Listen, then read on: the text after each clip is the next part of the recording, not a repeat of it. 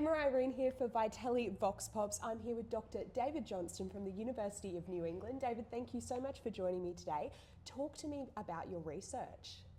So my research is in developing genetic evaluation systems for Australian beef cattle, and more recently we've been looking into including the ability to put genetic evaluation for feed and feed intake type traits, and that's why I'm here today, is telling people about that research that we've been going on now for nearly 3 decades.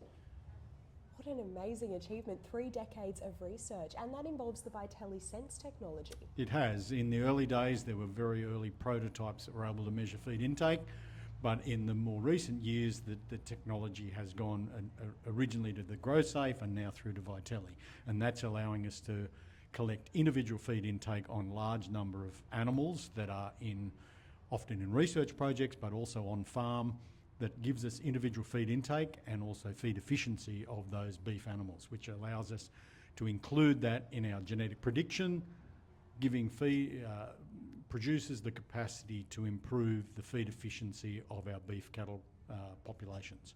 And the Vytelle SENSE technology, it's a wonderful piece of technology for measuring feed efficiency for producers. Absolutely, because what we need is to know exactly how much feed this animal is eating and then its performance. So we can we've had the ability to measure the performance, the carcass attributes, but we haven't been able to say, well, and was that animal eating more or less? And the cost of feed is such a high input cost to any production system, so there's genetic variation for these traits, so the ability to select for them requires the ability to record the trait, and that's what we get through the Vytelle system, is the ability to measure individual feed intake on key animals that allows us to get the genetic predictions that we can then improve these animals for their feed efficiency.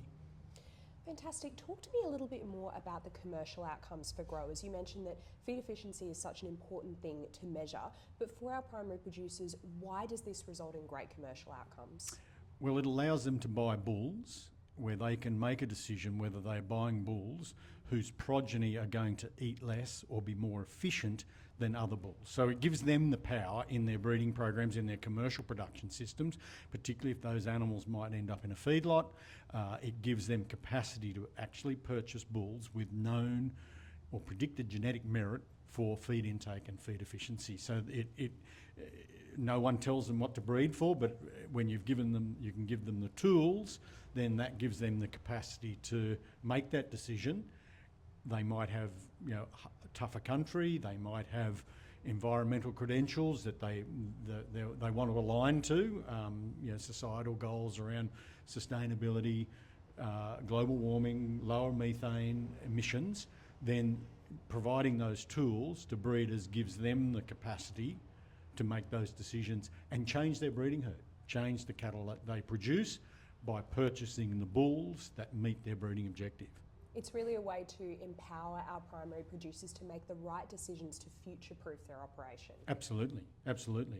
And because breeding is so long, you can do non-genetic things quickly, but breeding is a lot longer, so it's important when you're making selection decisions that you're making the correct decisions, because those progeny and the daughters will be in your herd a long time. So the more you empower that producer by providing them with a genetic prediction, then you're influencing their herd for the next 5 to 10 years.